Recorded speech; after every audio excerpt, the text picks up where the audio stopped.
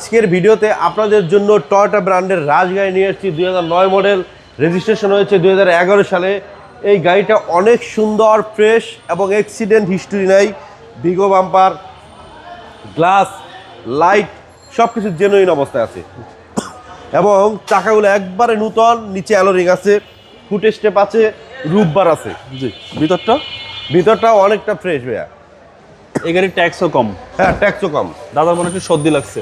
জি, কম tax দিয়ে Toyota রাশ। জি, Toyota ব্র্যান্ডের রাজ গাড়ি।